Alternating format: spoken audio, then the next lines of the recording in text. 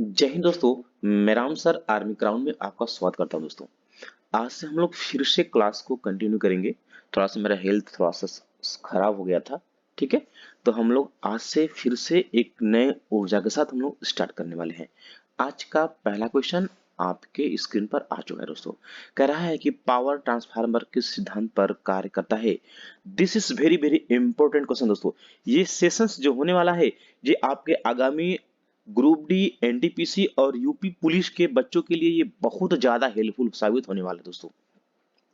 तो बने रहिए। पहला क्वेश्चन, पावर ट्रांसफार्मर किस सिद्धांत पर कार्य करता है। ऑप्शन दिया हुक का नियम, न्यूटन का नियम, आइंस्टीन का सिद्धांत और फैराडे का नियम दोस्तों। तो दोस्तों जो सही जवाब होने वाला है, जिन बच्चों ने ऑप्शन नंबर डी को किया है फैराडे का नियम दोस्तों, वो बिल्कुल सही जवाब है दोस्तों। दोस्तों यह जो आपका पावर ट्रांसफार्मर दोस्तों वह एसी पर आधारित होता है दोस्तों, वह एसी पर आधारित होता है, यानी कि अल्टरनेट करंट को ही क्या करता है, घटाता बढ़ाता है दोस्तों।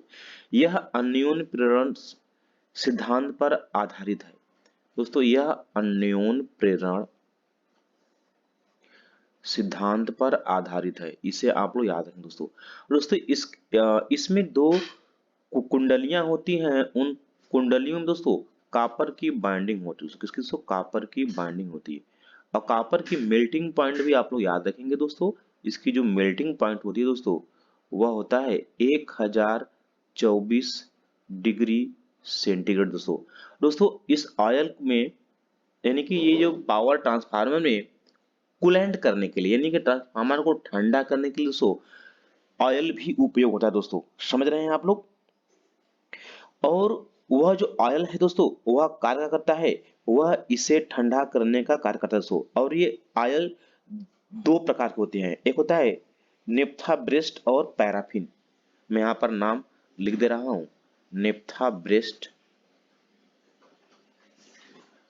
और सेकंड क्या है यहाँ पर, ये पैराफिन। ठीक है दोस्तों, ये रहा ट्रांसफार्मर के विषय पर आधारित कुछ महत्वपूर्ण जानकारी। और दोस्तों जो हुक है दोस्तों, यह इनका जो रूल है ये प्रत्यास्था सीमा के अंतर्गत दिए हैं, यानी कि प्रत्यास्था पर आधारित इन्होंने अपना नियम प्रतिपादित किया था दोस्तों। न्यूटन ने 3 नियम दिए हैं। पहला नियम कहते हैं जड़त्व का नियम। ये बहुत ज्यादा इंपॉर्टेंट है, सीधे आपके एग्जाम में ऐसे ही पूछ लेगा। जड़त्व का नियम किसने दिया था? आप क्या बताएंगे? न्यूटन ने दोस्तों। और इसने सेकंड नियम दिया था न्यूटन ने दोस्तों, अर्जाइक न्यूटन सर ने सेकंड नियम दिया था, संवेग का नियम दिया था। समय क्या दिया था? संवेग का नियम। समय का फॉर्मूला पता है, समय पीरियड का होता है एमबी होता है। और दोस्तों थर्ड इन्होंने ला दिया था न्यूटन ने, क्रिया प्रतिक्रिया का नियम दोस्तों। इसे भी आप याद रखें, क्या? क्रिया प्रतिक्रिया का नियम। और इस पर क्वेश्चन पूछ लेता है कि गोली यानी जो बंदूक से गोली चलती है वह न्यूटन के तीसरे नियम पर कार्य करता है, यानी कि गोली चलना। और सेकंड क्या है? पानी काढ़ना, यानी कुएं से कोई औरत पानी निकालती है, अचानक डोरी क्या होती है, टूट जाती है, तो वो क्या होगा दोस्तों? वो कुएं में नहीं गिरेगी, परेशान होने वाली बात नहीं है दोस्तों। ठीक है, वह पीछे गिरेगी दोस्तों। दोस्तों बात करेंगे आइंस्टीन का दोस्तों। तो दोस्तों इनको दोस्तों सबसे पहले ये पूछता है कि आइंस्टीन को नोबेल पुरस्कार कब मिला था दोस्तों। दोस्तों इन्हें 1921 में नोबेल पुरस्कार मिला था दोस्तों। समझ रहे हैं मेरी बात?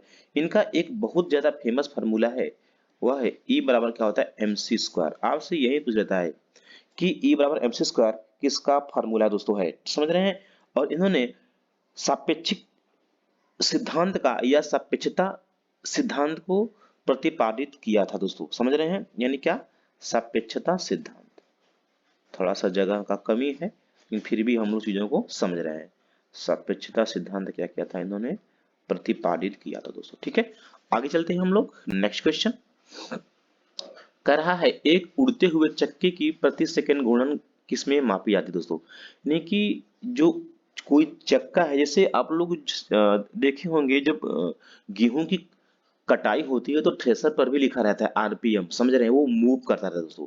तो बैरोमीटर ऑप्शन दिया है, एनीमोमीटर, हाइग्रोमीटर, डी ऑप्शन क्या है, स्ट्रोबोस्कोप। तो जिन बच्चों ने ऑप्शन नंबर डी को क्लिक किया है दोस्तों उनका जवाब परम सत्य दोस्तों है, इसे याद रखेंगे। This is very very important. ये BVI क्वेश्चन दोस्तों है, इंपॉर्टेंट क्वेश्चन है, इसे आप लोग जानेंगे। बैरोमीटर क्या दोस्तों, यह वायुमंडलीय दाब को मापता है दोस्तों, इसे भी जानेंगे हम लोग। यह वायुमंडलीय दाब को मापता है, समझ रहे हैं। और आपको पता है कि बैरोमीटर में क्या होता है कि जब अचानक इसका पारा, पारा क्या होता है समझे, यह डी ब्लॉक का तत्व होता है पारा, पारा को Hg कहते हैं, मरकरी कहते हैं दोस्तों, यह डी ब्लॉक का तत्व होता है पारा। और इसका एटॉमिक नंबर दोस्तों कितना होता है, 80 होता है दोस्तों, यह सुंदर होता है। और पारा क्या होता है, पारा काफी जहरीला होता है, इसे भी याद रखेंगे दोस्तों। अब पारा क्या होता है, यह उष्मा का क्या होता है, उष्मा का चालक होता है, पर परंतु विद्युत का कुचालक भी होता है, समझ रहे हैं। और दोस्तों ये बैरोमीटर, थर्मामीटर, हाइग्रोमीटर, इन सभी में पारे का ही उपयोग होता है, इसे आप लोग याद रखेंगे। जैसे ही पारा का जो पाठ्यांक होता है वह अचानक क्या होगा, धड़ाम से गिरेगा नीचे, तो आंधी तूफान आने की संभावना होती है, समझ रहे हैं। यानी कि पहले ही पेपर न्यूज में आ जाता है कि बारिश होने वाला है, आंधी आने वाला है, तो दोस्तों ये बैरोमीटर से ही हमें मालूम होता है दोस्तों। और सेकंड क्या दिया है, एनीमोमीटर दोस्तों, एनीमोमीटर का मुख्य उपयोग होता है वायु का वेग, कहते हैं तूफान आने वाली है और हवा की रफ्तार इतनी किमी प्रति घंटा है, तो पहले ही हम लोगों को अलर्ट हो जाता है, समझ रहे, ये वायु वेग, ठीक है। और हाइग्रोमीटर क्या होता है दोस्तों, यह आर्द्रता होता है दोस्तों, यह आर्द्रता का मात्रक होता है, ठीक है। किसका आर्द्रता, वायुमंडल का आर्द्रता, ठीक है। इसे आपको याद रखना दोस्तों, ठीक है। तो बच्चे जो न्यू हैं, यदि आपको सेशन अच्छा लग रहा है दोस्तों, तो आप लोग चैनल को सब्सक्राइब कर सकते हैं, मैं आपको फोर्स नहीं करूंगा दोस्तों। अगला क्वेश्चन, विकासवाद का सिद्धांत किसने दिया था दोस्तों, तो आप क्या बताएंगे, विकासवाद का सिद्धांत दोस्तों डार्विन ने दिया था। डार्विन ने ही बताया था कि एक पौधे से निषेचन कराकर कई प्रकार की प्रजातियां आप प्राप्त कर सकते हैं दोस्तों, समझ रहे हैं। और न्यूटन ने, समझ रहे हैं आप लोग, न्यूटन ने गति से संबंधित नियम दिया था। न्यूटन का गति से संबंधित पहला नियम क्या है, जड़त्व का नियम है। अभी ऊपर बात हुआ है, मैं फिर से बात कर ले रहा हूं। और इसका सेकेंड नियम क्या है दोस्तों, संवेग का नियम है, इसने संवेग पर आधारित नियम दिया था। और दोस्तों इसका थर्ड रूल क्या है दोस्तों, इसका थर्ड रूल है क्रिया प्रतिक्रिया का रूल, ठीक है, क्रिया और प्रतिक्रिया। मैक्सवेल दोस्तों याद रखेंगे, मैक्सवेल जो है ना, यह स्कॉटलैंड के रहने वाले थे दोस्तों। इन्होंने वैद्युत चुंबकीय सिद्धांत पर आधारित कुछ रूल लिए थे, वैद्युत चुंबकीय सिद्धांत, ये इन्हीं पर आधारित है, याद रखेंगे दोस्तों। इसी के आधार पर, समझ रहे हैं, आपका रेडियो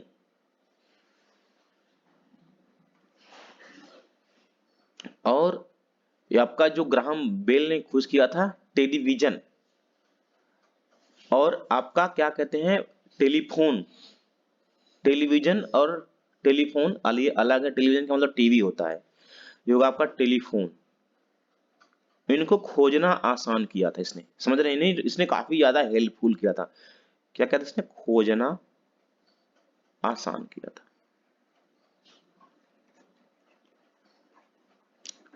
हम लोग आगे चलते हैं, क्वेश्चन नेक्स्ट। अगला क्वेश्चन है, बहुत प्यारा सा क्वेश्चन है, हाँ this is very very important, इसे आप लोग याद रख लेंगे। लोहे की जंग होती है दोस्तों, लोहे की जंग होती है दोस्तों, भौतिक प्रक्रिया, रासायनिक प्रक्रिया, प्रतिवर्ती प्रक्रिया और एंटी। तो इसमें जिन बच्चों ने दोस्तों बी ऑप्शन जवाब दिया है, बिल्कुल आपको 100% नंबर मिलेंगे दोस्तों। आपको यहां से एक क्वेश्चन आपका बिल्कुल सही दोस्तों, याद रखेंगे, जब लोहे पे जंग लगता है तो लोहे का भार बढ़ जाता है। पहला क्वेश्चन यही लगता है कि जंग लगने से, जंग से लोहे का भार बढ़ जाता है, इसे आप लोग नोट करेंगे, लोहे का भार बढ़ जाता है। जो जंग का फार्मूला होता है, रस्ट कहते हैं इसे दोस्त, रस्ट, ये होता है Fe3O4, ये होता है Fe3O4, समझे दोस्तों। अगर ही इसे लोहे को खुले वातावरण में आप रख देंगे तो वहां ऑक्सीजन मौजूद रहेगा, जैसे ही ऑक्सीजन पर जल गिरेगा H2O, समझ रहे हैं, वो Fe3O4 में कन्वर्ट हो जाएगा दोस्तों। दोस्तों याद रखेंगे, लोहा और ये लोहे पर जंग जैसे ही वहां पर ऑपरेट होगा, उसकी लाइफ जो होती है ना, पूरा पूरा कम हो जाता है, यानी लोहा क्या होता है, पूरा पूरा आपका खराब हो जाता है। और रासायनिक परिवर्तन हम कुछ बता रहे हैं, मोमबत्ती का जलना, मोमबत्ती, ये सब वेरी इंपॉर्टेंट चीजें हैं, ये मिलेंगी नहीं, यहां मिल रही हैं, आप लोग नोट कर लेंगे। कपूर, अगरबत्ती और दूध का फटना। क्या? दूध का फटना। आप लोग नोट डाउन करते रहिए, आप लोग नोट बना लीजिए। ये सभी क्या है दोस्तों? रासायनिक परिवर्तन है दोस्तों है। और सेकंड आता है भौतिक प्रक्रिया, भौतिक परिवर्तन। जल का बर्फ बनना, जल का बर्फ बनना या बर्फ का जल बनना, या बर्फ का जल बनना, और या जल का वाष्प बनना, जल का वाष्प बनना। कागज के टुकड़ों को तोड़ना या फाड़ना, कागज के टुकड़ों को तोड़ना। दोस्तों ये सब क्या है? ये सभी आपकी भौतिक परिवर्तन है दोस्तों है। समझ रहे हैं? आप लोग चीजों को बिल्कुल बेहतरीन तरीके से आप लोग कंठस्थ करेंगे और अपनी तैयारी को मजबूती के साथ आप लोग अग्रसित करेंगे। आइए चलते हैं हम लोग बेहतरीन क्वेश्चन की तरफ। करा पृथ्वी की घूर्णन गति क्या होती है दोस्तों? ऑप्शन ए दिया है 28 किमी प्रति मिनट, 34 किमी प्रति मिनट, देन 52 किमी प्रति मिनट। तो आपका जो बिल्कुल सही जवाब होने वाला है दोस्तों, जिन बच्चों ने ऑप्शन नंबर ए को क्लिक किया है उनका बिल्कुल सही जवाब है दोस्तों है। याद रखें दोस्तों, किसी किसी बुक में आपको 27 किलोमीटर प्रति मिनट भी दिखाई देगा। समझ रहे हैं? तो आप इस, यदि आपको 28 नहीं दिया है तो आप 27 पर भी दोस्तों यहाँ पर क्लिक कर सकते हैं दोस्तों। ये घूर्णन गति है, यानी पृथ्वी अपनी कक्षा में इतने किमी प्रति मिनट की रफ्तार से क्या कर देती है? वो मूव करती है दोस्तों।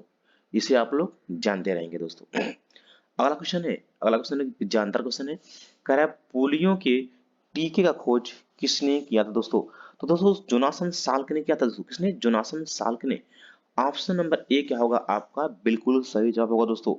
याद रखेंगे दोस्तों, कभी कभी पूछ लेता है विषाणु वायरस रोग है या बैक्टीरिया, तो क्या बताएंगे आप लोग? वायरस, यानी क्या है दोस्तों? यह विषाणु से होने वाला रोग है। इसके टीके खोज जोनासन साल्क ने किया था दोस्तों। जिस आदमी को ये पोलियो हो जाता है ना, उसकी जो हड्डियां होती हैं वह धनुष के आकार की हो जाती है दोस्तों, धनुष के आकार की। इसे आप लोग जानते रहेंगे दोस्तों। और दोस्तों याद रखेंगे इसमें जो लुइस पास्चर है, इसने रेबीज के टीके खोज किया था दोस्तों, रेबीज के टीके का। ये कुत्ते के काटने से होता है, कुत्ता और बिल्ली दोनों याद रखेंगे, कुत्ता व बिल्ली, तो दोनों को आप लोग याद रहेंगे। हम लोग चलते हैं अगले क्वेश्चन की तरफ बढ़ेंगे। सबसे कठोर पदार्थ की, थोड़ा सा हम स्पीड को बढ़ाते हैं दोस्तों। दोस्तों यहाँ पर करा सबसे कठोर पदार्थ की बात कर रहा है, देखो ध्यान देंगे। यदि यहाँ पर पदार्थ की बात करें और धातु की बात करें, पूछता है सबसे कठोर पदार्थ या पूछेगा सबसे कठोर धातु, तो धातु आप बताएंगे दोस्तों प्लेटिनम। इसे आप लोग नोट डाउन कर लेंगे, ठीक है? क्योंकि बच्चे अभी तक कंफ्यूज होते हैं, पदार्थ आएगा तो धातु प्लेटिनम लगा देते हैं दोस्तों। तो जो यदि पदार्थ की बात करेगा तो आप क्या बताएंगे? हीरा। क्या बताएंगे दोस्तों? हीरा। सबसे कठोर धातु क्या दोस्तों? हीरा है दोस्तों। दोस्तों याद रहेंगे, जब हीरे को बीच से काटते हैं आप लोग तो वह चमकता है। कैसे चमकता है दोस्तों? वह पूर्ण आंतरिक परिवर्तन के कारण हीरा चमकता है। इसे भी आप लोग याद रखेंगे दोस्तों। ये प्लेटिनम दोस्तों अनमोल धातु भी कहते हैं, इसे भी आप लोग याद रहेंगे। अनमोल, इसको अनमोल धातु भी कहते हैं दोस्तों। यह ये हीरे से कई गुना ज्यादा महंगा होता है, ये काफी ज्यादा कठोर होता है। आगे बढ़ते हैं हम लोग। आज का अगला क्वेश्चन, पायरोमीटर से, पायरोमीटर का उपयोग किया जाता है गहराई मापने में, आर्द्रता मापने में, तापक्रम को मापने में और ऊंचाई को मापने में। तो दोस्तों इसका जो सही जवाब होने वाला है, जिन बच्चों ने ऑप्शन नंबर सी को क्लिक किया है तापमान मापने में।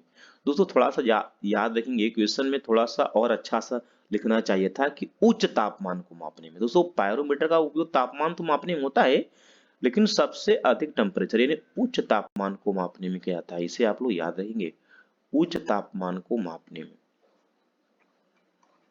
पायरोमीटर का उपयोग किया जाता है। गहराई मापने में, समुद्र की गहराई मापने में आप लोग याद रखेंगे, ये जो ऑप्शंस होते हैं ना, ये आपको सभी के विषय में जानकारी होना चाहिए दोस्तों। तो आप लोग पहला देखेंगे ऑप्शन गहराई मापने से, तो समुद्र की गहराई दोस्तों सोनार से मापते हैं। किससे आप लोग? सोनार से मापते हैं। या समुद्र में डूबी हुई वस्तुओं का पता भी लगाते हैं आप सोनार से। आर्द्रता का पता है आप लोगों को हाइग्रोमीटर, ये बार बार परेशान करता है, हाइग्रो और हाइड्रो। ठीक है, तो आप लोगों को मैं अभी आगे बताऊंगा, कोई क्वेश्चन मिलेगा तो डिटेल में। ठीक है, और दोस्तों बात आ गई आपके ऊंचाई मापने में दोस्तों। तो जैसे कि हवाई जहाज उड़ रहा है, हेलीकॉप्टर उड़ रहा है, तो उसकी ऊंचाई कैसे मापेंगे आप? दोस्तों उसकी ऊंचाई आप अल्टीमीटर से मापेंगे। किससे दोस्तों? अल्टीमीटर से। दोस्तों यदि आपको मेरा थोड़ा सा प्रयास अच्छा लग रहा है तो एक लाइक जरूर करिएगा राम सर के लिए दोस्तों। ठीक है, आगे चलते हैं। प्रयोगशाला में बनने वाला पहला कार्बनिक यौगिक है दोस्तों, तो थोड़ा सा स्पीड को बढ़ाते हैं। ऑप्शन दिया है चीनी, मीथेन, एसिटिलीन और यूरिया। तो जो प्रयोगशाला में सबसे पहले बनाई गई दोस्तों वह यूरिया बनाई गई। क्या दोस्तों? यूरिया बनाई गई। यूरिया का जो केमिकल फार्मूला होता है दोस्तों, केमिकल फार्मूला वह होता है NH2CONH2। इसे आप लोग याद रहेंगे। यूरिया में दोस्तों 46% दोस्तों 46% नाइट्रोजन पाया जाता है। यह एक जैविक उर्वरक है। यह पौधों के विकास में काफी ज्यादा सहायक होता है दोस्तों। और चीनी, ये fructose, glucose fructose. Methane gas, इसे मार्स गैस कहते हैं। एसिटिलीन गैस, ये होता है C2H2, C2H2 एसिटिलीन गैस दोस्तों। इसे इसका मुख्य कार्य वेल्डिंग कार्यों में ही किया जाता है दोस्तों। कहाँ? वेल्डिंग के कार्य में। किस दो धातुओं को जुड़ने के लिए वेल्डिंग किया जाता है, और वेल्डिंग एक अस्थायी जोड़ होता है। इसे भी आप लोग जानते रहेंगे, क्योंकि ये सभी आपके एग्जाम में काफी ज्यादा इंपॉर्टेंट होने वाले हैं दोस्तों। वेल्डिंग के कारण में एसिटिलीन को जब ऑक्सीजन के साथ मिश्रित करते हैं दोस्तों, तो वहां पर क्या होता है, आपको एक ऐसा माहौल बन जाता है कि आप दो धातुओं को वहां से जोड़ सकते हैं। यदि चीनी की बात करेंगे तो आप इसका भी फार्मूला यानी शुगर यानी इसका भी फार्मूला आप लोग जानते रहेंगे। ये होता है C12H22O11, C12H22O11। ठीक है, 11 दूना 22 और यहाँ 12, 11 एक 12, आसान होता है याद करना। अगला क्वेश्चन, कौन देखिए यहाँ पर ये दिया है, कौन सा गैस वेल्डिंग में उपयोग होता है? तो सीधे हम लोग यहाँ बताएंगे। क्या बताएंगे यहाँ पर? एसिटिलीन। अमोनिया NH3 संकेत होता है दोस्तों। यह इसका प्रयोग शीत गृह में होता है दोस्तों, याद रखेंगे। शीत गृह का मतलब क्या होता है? ये जैसे कि किसी चीज को स्टोर करना, आलू को स्टोर करना, फल फूल सब्जियों को स्टोर करना, तो वहां पर कूलेंट यानी कि वहां पर जो रूम का टेम्परेचर जो होता है उसको ठंडा बनाने के लिए के अमोनिया गैस का उपयोग किया जाता है। NH3 होता है दोस्तों। क्या होता है? अमोनिया NH3 होता है दोस्तों। यह जहरीली भी है, इसे भी आप याद रखेंगे। प्रोपेन और ब्यूटेन दोस्तों, यह पेट्रोलियम, समझे, पेट्रोलियम गैस में पाए जाते हैं। LPG में भी पाया जाता है, समझ रहे हैं, जो कि जलाने में सहायक होता है, ब्यूटेन।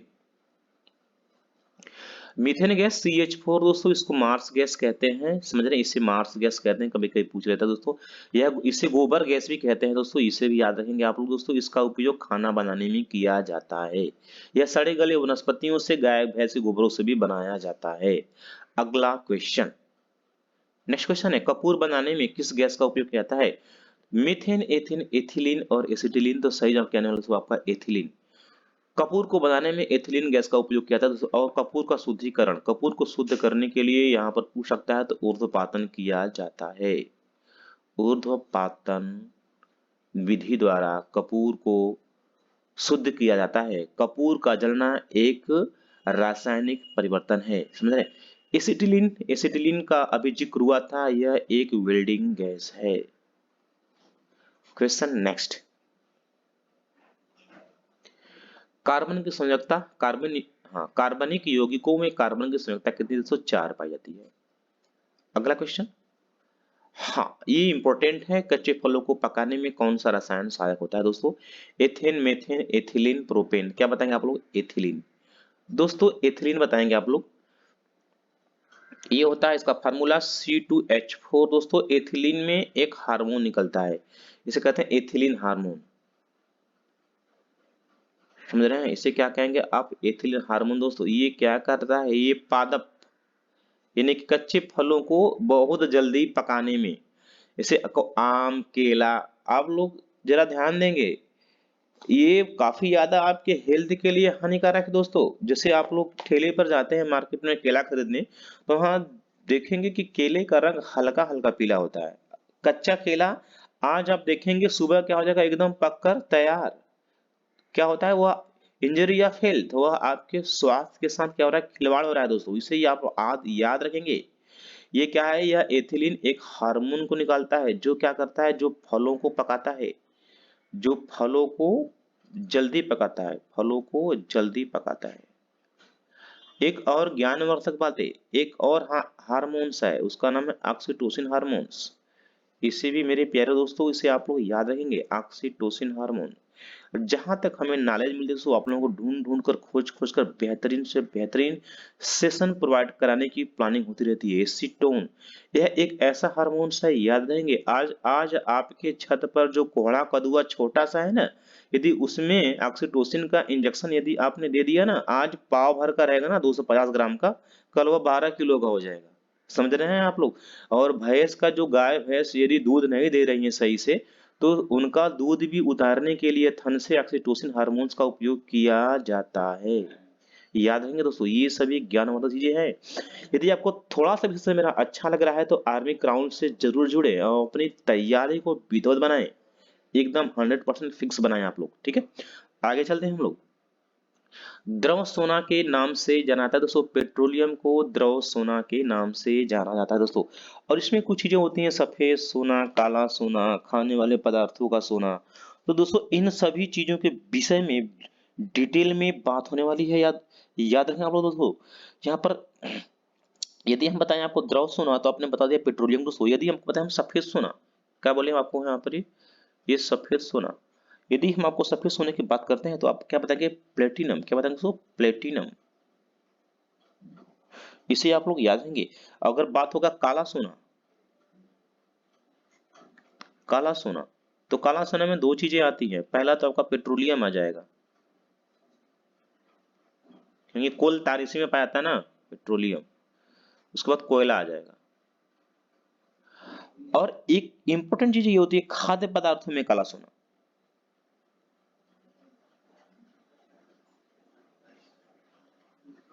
खाद्य पदार्थों में काला सोना,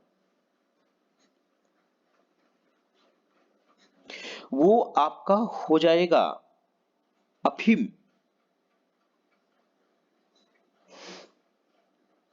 ये अफीम रहेगा, याद रखेंगे आप लोग। अगला क्वेश्चन बढ़ेंगे हम लोग आगे। निम्न में किसने एक्स किरण की खोज की थी? तो दोस्तों एक्स किरण की खोज दोस्तों रॉन्टजन ने की थी। समझ रहे? रदरफोर्ड यह परमाणु मॉडल, नाभिक का परमाणु मॉडल इन्होंने दिया था। टार्सेली द्रव, इसका कहते हैं कोई टंकी है, टंकी में बीच में छिद्र कर दिया जाए तो कहते हैं बहिस्राव पर, यानी जो जल का स्राव होता है उस पर टार्सेली ने अपना रूल दिया था, यानी द्रव द्रव स्राव के वेग पर। और ये अपना वैद्युत चुंबकीय प्रभाव,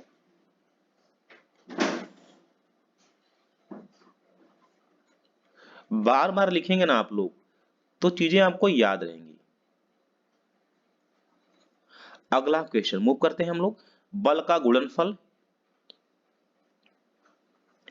बल F बराबर क्या होता है? ये होता है m में होता है, द्रव्यमान गुणे त्वरण। कहीं है क्या द्रव्यमान गुणे त्वरण? ऑप्शन नंबर बी बिल्कुल सही जवाब। अगला क्वेश्चन हम लोग मूव करते हैं। लार का पीएच मान दोस्तों, लार का पीएच मान 6.4, 6.5 and 2.2, then will be your right answer is option number C. क्या होगा? 6.5। यानी लार का जो पीएच मान होता है दोस्तों, वह क्या होता है? 6.5 होता है। आइए डिटेल में जानते हैं लार लार के विषय में दोस्तों। लार पहले क्या करता है? यह आपके मुख में एक तरल द्रव्य होता है जो आपके जिह्वा को, दांतों को सुरक्षा प्रदान करता है और आपके चेहरे को, होठ को क्या करता है? यह चमकदार बनाता है दोस्तों। लार में आप लोग याद रखेंगे, इसमें कुछ इंपॉर्टेंट चीजें हैं और आपको वहां से मैं बताने की कोशिश करूंगा, आप लोग ध्यान सुनिए दोस्तों। लार में 98% पहली बात तो ये जल होता है, और इसमें 2% क्या होते हैं, एंजाइम होते हैं, और इसमें कुछ कार्बनिक एलिमेंट भी होते हैं। दोस्तों आपका जो लार है ना, इसमें जो एंजाइम है ना, वही एंजाइम क्या है, उसका नाम है टाइलिन नामक एंजाइम। टाइलिन नामक एंजाइम। और एक बात और याद रखें दोस्तों, ये भोजन के पचाने में सहायक होता है।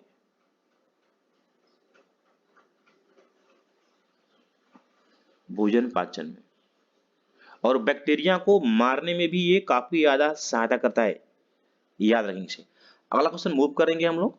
सोडा वाटर में कौन सा गैस पाया जाता है, वेरी वेरी इंपॉर्टेंट, ये तो वेरी वेरी इंपॉर्टेंट है, इसके विषय में डिटेल में बात करेंगे हम लोग। लेटिक अम्ल, कार्बोनिक अम्ल, टार्ट्रिक अम्ल और मौलिक अम्ल। सोडा वाटर में कार्बोनिक अम्ल यानी कि CO2 यानी कार्बन डाइऑक्साइड गैस का उपयोग किया जाता है दोस्तों, समझ रहे हैं। कार्बन डाइऑक्साइड गैस का उपयोग सोडा वाटर में किया जाता है। और दोस्तों इसका उपयोग कोलेस्ट्रॉल को कम करने में भी किया जाता है। आपका कोलेस्ट्रॉल जब हाई हो जाता है ना, उसे भी क्या करता है, ये कंट्रोल करता है, कोलेस्ट्रॉल को कम करता है, और आपके हृदय को स्वस्थ रखता है।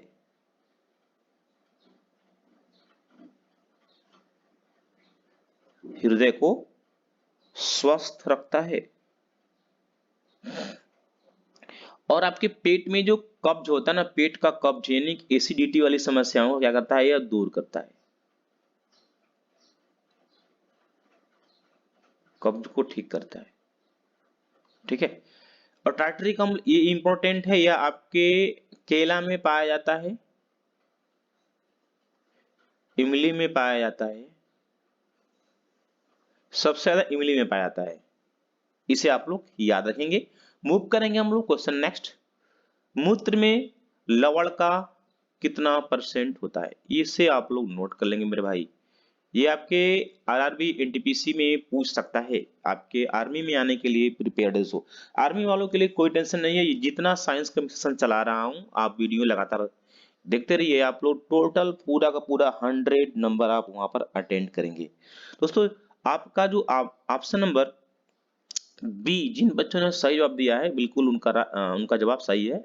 मूत्र में लवण सिर्फ 2% ही पाया जाता है। आइए मूत्र के विषय में जानते हैं दोस्तों। मूत्र जो है, इसमें जल जो है मूत्र में वह 95% होता है। लवण अभी मैंने बताया, लवण 2% होता है इसमें, और आपका इसमें यूरिया भी रहता है, NH2CuNH2, यानी क्या होता है यूरिया, इसे भी जानेंगे, ये बहुत इंपॉर्टेंट एलिमेंट है। यूरिया क्या होता है दोस्तों, ये भी 2% पाया जाता है। कहते हैं ना, यदि आप कंटिन्यू किसी एक वृक्ष के पास ये आप टॉयलेट कर रहे हैं ना, तो यूरिया कण क्या होगा, वो सूख जाएगा। वो यूरिया से ही क्या होता है ना, जब ये पानी से अभिक्रिया करता है ना, तो क्या होता है, मूत्र में गंध निकलना शुरू हो जाता है, इसे भी आप लोग जानते रहिए। और यूरिक अम्ल इसमें, और क्रिएटिन, एक यूरिक अम्ल है, थोड़ा सा नाम आप लोग याद करने की कोशिश करें, वह 0.5% और क्रिएटिन होता है, ये भी क्या होता है, सो आपका 0.5% पाया था। तो ये आपका क्या है, पूरी के पूरे आपके ये इतने एलिमेंट आपके मूत्र में पाया जाता है, इसे आप लोग याद रखेंगे दोस्तों। अगला क्वेश्चन हम लोग मूव करेंगे। कर फास्ट फूड की पैकिंग में कौन सा गैस इस्तेमाल होता है, अरे वही जो हम लोग चिप्स वगैरह खाते हैं ना, देखेंगे चिप्स का पैकेट इतना बड़ा फूला रहेगा, लेकिन जैसे ही आप उसको थोड़ा सा कहीं से लीक करेंगे तो वो छोटा सा हो जाता है दोस्तों। तो दोस्तों जानते हो क्या होता है, उसमें क्या होता है, नाइट्रोजन होता है। क्या होता है, ये नाइट्रोजन होता है, ये N2 होता है नाइट्रोजन। ये वेरी वेरी इंपॉर्टेंट है यार, एक लाइक तो कर दो आप लोग राम सर के लिए। दोस्तों ये इसका उपयोग, नाइट्रोजन गैस का उपयोग बल्ब में भी किया जाता है, बल्ब में भी। और याद रखेंगे आइसक्रीम बनाने में, और एक ऐसा एरिया जहां पर हवा वायु न हो, जिसे कहते हैं निर्वात, निर्वात बनाने में, N2 गैस का यानी प्रयोग किया जाता है।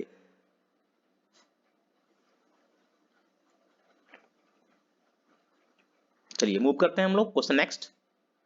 ब्यूटेन के विषय में पता है आपको, प्रोपेन ब्यूटेन ये पेट्रोलियम है। अगला क्वेश्चन कह रहा है कि भारतीय डेयरी विकास बोर्ड कहाँ है।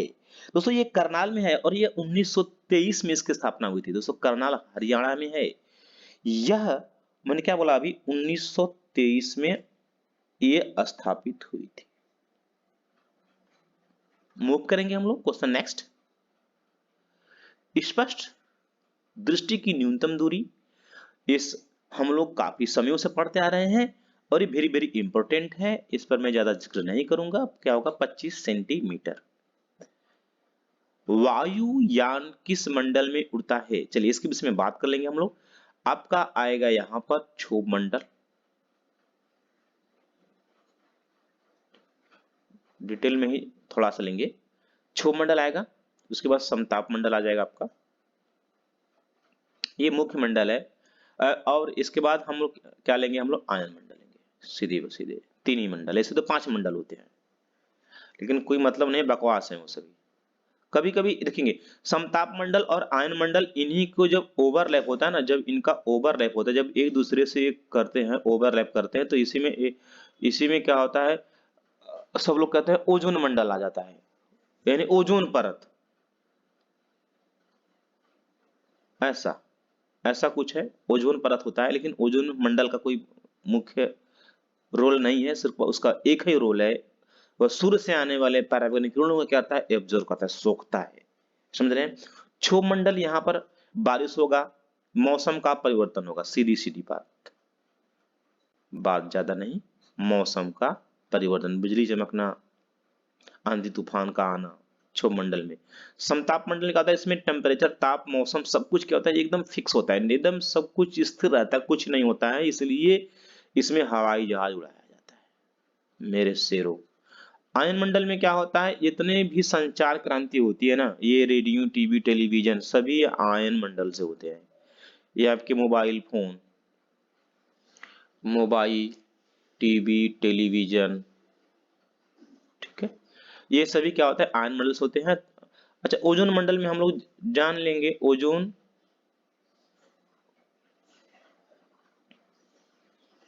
मंडल या इसे दोस्तों ओजोन परत कहते हैं। यह क्या करता है, यह अल्ट्रावायलेट किरणें यानी पैराबैंगनी किरणों को क्या करता है, सोखता है।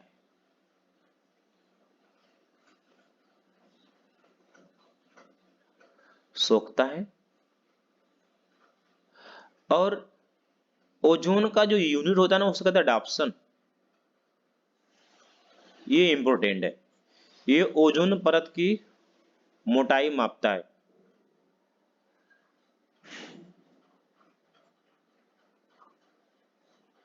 डाप्सन क्या करता है, ओजोन परत की मोटाई मापता है। मूव करेंगे हम लोग क्वेश्चन नेक्स्ट। वायुयानों के टायरों में सबसे इंपॉर्टेंट ये होता है कि वायुयान के टायरों में आप ऐसा ही गैस यूज करेंगे जो सबसे हल्का हो और उसमें आग न लगे। समझ रहे हैं, वह खुशबू नुमा भी हो। आप बता सकते हैं इसमें कौन सा है ऐसा। हीलियम है दोस्तों, क्या होगा, हीलियम। याद रखें दोस्तों, आप नाइट्रोजन का भी यूज कर सकते हैं, क्योंकि इसमें भी आग नहीं लगता है, ये भी हल्की गैस है। समझ रहे हैं आप लोग, लेकिन यहाँ पर हीलियम और नाइट्रोजन की बात करेंगे तो सही जवाब क्या होगा आपका, हीलियम होगा दोस्तों। हाइड्रोजन, सूर्य जो सन है ना आपका, यहाँ पर सन में यहाँ पर H2 हाइड्रोजन पाया जाता है। जब फ्यूजन रिएक्शन होता है ना, तो ये स्पेल्ड करके हीलियम बन जाता है। इसे याद रखेंगे, हाइड्रोजन हीलियम में कन्वर्ट होता है, जो सूर्य में पाया जाता है, फ्यूजन क्रिया से होता है। ठीक है दोस्तों, हीलियम का प्रयोग गोताखोर भी करते हैं। गोताखोर, गोताखोर का काम समझ रहे हैं आप लोग, जो समुद्र में या बहुत बड़े बड़े गहरे तालाब वगैरह होते हैं, किसी की डेड बॉडी वगैरह किसी को, या कोई चीज डूब गई हो तो उसको क्या करते हैं, सब खोजते हैं, तो उनमें सांस लेने के लिए उसको आप हीलियम गैस का ही उपयोग किया जाता है। मूव करेंगे हम लोग क्वेश्चन नेक्स्ट। पीयूष ग्रंथि का भार कितना होता है दोस्तों। यदि पीयूष पीयूष ग्रंथि की हम लोग बात करें ना, तो देखेंगे इसमें इसका सही जवाब यहाँ पर है ही नहीं दोस्तों। पीयूष ग्रंथि जो है, यह एकदम मटर के दाने के आकार का होता है दोस्तों। यह आपके, चलिए इसके विषय में हम लोग डिटेल में बात करते हैं। ये हाइपोथैलेमस, हाइपोथैलेमस ग्रंथि होती है, एक ग्लैंड होती है, उसके नीचे एक उभार होता है, नीचे का उभार होता है, वही उभार क्या कहलाता है दोस्तों? पीयूष ग्रंथि कहलाती है। समझ रहे हैं? और दोस्तों इसको मास्टर ग्लैंड भी कहते हैं, छोटा सा है लेकिन इसका काम बहुत ज्यादा है, इसे मास्टर ग्लैंड भी आप कहेंगे। इसका जो आकार होता है दोस्तों, मटर के आकार का होता है, और इसका वजन जो होता है दोस्तों, वो होता है 0.5 ग्राम होता है। क्या होता है इसका जो राइट जवाब क्या होगा? एनटी इसमें होगा, लेकिन आप लोग लिख लेंगे क्या होगा? 0.5 ग्राम। लेकिन कुछ ऐसी चीजें होती हैं कि जो ऑप्शन में एनटी वगैरह के ऑप्शंस आ जाते हैं, लेकिन हमारे हिसाब से ऐसा होना चाहिए कि उसका सही जवाब बच्चों को मिलना चाहिए दोस्तों। तो आप क्या बताएंगे? ये हाइपोथैलेमस ग्रंथि के नीचे का एक उभार होता है जिसे आप मास्टर ग्लैंड कहते हैं। यह आकार मटर तरह छोटा सा होता है, वजन क्या होता है? 16.5 ग्राम होता है। आगे चलते हैं, हम लोग मूव करेंगे क्वेश्चन नेक्स्ट। बिडाल टेस्ट एक जांच है। हाँ, बिडाल टेस्ट आपको पता है क्या? टाइफाइड से होता है, बरसात के मौसम में सबको ज्यादा टाइफाइड हो जाता है। बिडाल टेस्ट इंपॉर्टेंट क्वेश्चन है, वेरी वेरी इंपॉर्टेंट। जो बच्चे नए हैं जिनको रियल में वर्दी पहनना है ना दोस्तों, तो रियल में आप मेरे इस आर्मी ग्राउंड से जुड़े, इसमें आपका ही फायदा होगा दोस्त, हमारा नहीं कुछ होने वाला, क्योंकि हमारी जानकारी आपको मिलेगी, आप अपना सिलेक्शन फिक्स करेंगे। समझ रहे हैं मेरी बात? एड्स एलिसा जांच होता है इसमें। इंसुलिन, मधुमेह, दोस्तों आप जो लोग जानते हैं ये इंसुलिन होता है क्या दोस्तों? ये एक हार्मोन होता है। मधुमेह क्या होता है? शुगर रोग होता है, इसे आप लोग चीनिया रोग कहते हैं। जब आपका ब्लड प्रेशर जब बहुत हाई चला जाता है ना, ये शुगर आपका जब शुगर जब आपका बहुत ज्यादा चला जाता है, तो क्या करता है? इंसुलिन का इंजेक्शन दिया जाता है उसे, तो क्या होता है? उसका मधुमेह कम हो जाता है दोस्तों। आगे चलते हैं, हम लोग मूव करते हैं। पाराकलेटिन नाम, सिनेबार, नेट्रियम, कैलियम और एंटी। तो दोस्तों इसका जो सही जवाब होने वाला है वह होने वाला है एंटी, लेकिन इसका जो बिल्कुल सही जवाब होने वाला है वो होता है हाइग्रोगेरल। याद रखेंगे आप लोग, हाइग्रोगेरल। मैं लिख दे रहा हूं, हाइग्रोगेरल। ये नामे आपको भी याद होंगी, लेकिन आप लोग क्या करिए ना, आप लोग उसको बार बार देखिए। हम लोगों का क्लास रहता है ऑफलाइन हर जगह, तो डेली डेली क्लासेस रहते हैं, तो चीजें याद रहेंगी। ठीक है, पारा के पाते तो सीने बार से होती है। मूव करेंगे हम लोग क्वेश्चन नेक्स्ट। रक्त के ताप और दाब नियंत्रित, रक्त के ताप और दाब किस ग्रंथि के द्वारा नियंत्रित किया जाता है? वेरी वेरी इंपॉर्टेंट है। आप लोग उठाकर देख लीजिए किताब, आप लोग अपना जितने भी RRB, NTPC, group D, UP police वाले बच्चे हैं, सभी क्वेश्चंस आपके उसी लेवल के हैं जो कराए जा रहे हैं। इससे बाद उससे कुछ भी नहीं आने वाला है, इसे आप लोग माइंड में नोट करके सेव कर लीजिए दोस्तों। तो ये होता है एड्रिनल ग्लैंड होगा ये। ठीक है, रक्त के ताप और दाब को नियंत्रित कौन करता है? एड्रिनल ग्रंथि करती है। कौन करती है? एड्रिनल ग्रंथि करती है दोस्तों। एक मिनट एक मिनट एक मिनट, ये आपका जवाब दोस्तों, सॉरी ये नहीं होगा।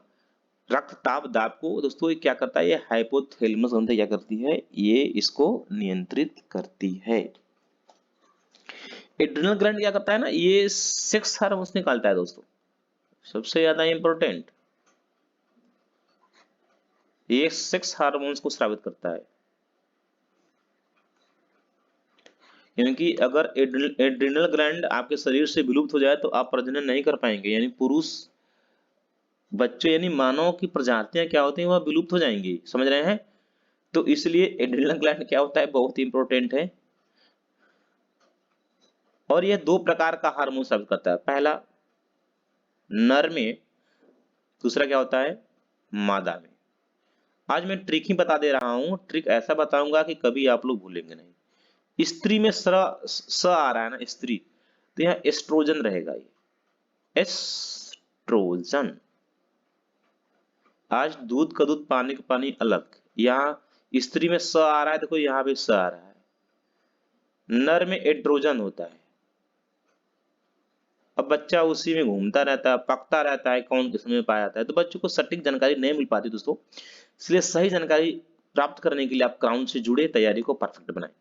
तो जो आपकी मादा स्त्री होती है, यानी जो स्त्री होती है उसमें एस्ट्रोजन, और जो पुरुष होते हैं उसमें एड्रोजन। दोस्तों हाइपोथैलेमस ग्रंथि क्या करती है, आपके शरीर में रक्तचाप, दाब, भूख, प्यास, या आपका भूख का भी, इसे भी याद रखिए, भूख, प्यास, सेक्स, मूड, सबको कंट्रोल करता है। यही क्या है, यह एक कंट्रोलर है। ठीक है, आगे चलते हैं, हम लोग मूव करेंगे। क्वेश्चन नेक्स्ट, कहवा पौधे के किस भाग से प्राप्त होता है? तो कहवा यह बीज से प्राप्त होता है। किससे दोस्तों? बीज से प्राप्त होता है। मूव करेंगे हम लोग क्वेश्चन नेक्स्ट। दोस्तों आज का लास्ट क्वेश्चन, जल में कार्बन डाइऑक्साइड की मात्रा कितनी होती है? जल में दोस्तों ये रहेगा वायु में। क्या रहेगा ये? यहाँ पर रहेगा वायु में दोस्तों। ठीक है, जल में नहीं, क्या रहेगा? वायु में। क्योंकि वायु क्या होता है? गैसों का मिश्रण दोस्तों। वायु में कार्बन डाइऑक्साइड की मात्रा कितनी होती है? क्या बताएंगे आपको? 0.3%। क्या था दोस्तों? 0.3%। यदि दोस्तों आपको सेशन अच्छा लगा, यदि मेरा थोड़ा सा भी टेक्निक या मेरा थोड़ा सा भी कोशिश आपके सिलेक्शंस में और आपके ज्ञान में थोड़ा सा भी इम्प्लीमेंट किया है, थोड़ा सी वृद्धि हुई है, तो जरूर आप मेरे चैनल को सब्सक्राइब कर लीजिएगा, नहीं तो कम से कम एक लाइक दीजिएगा और एक कमेंट करिएगा दोस्तों। ठीक है, तो आज के लिए सिर्फ इतना ही। Okay bye.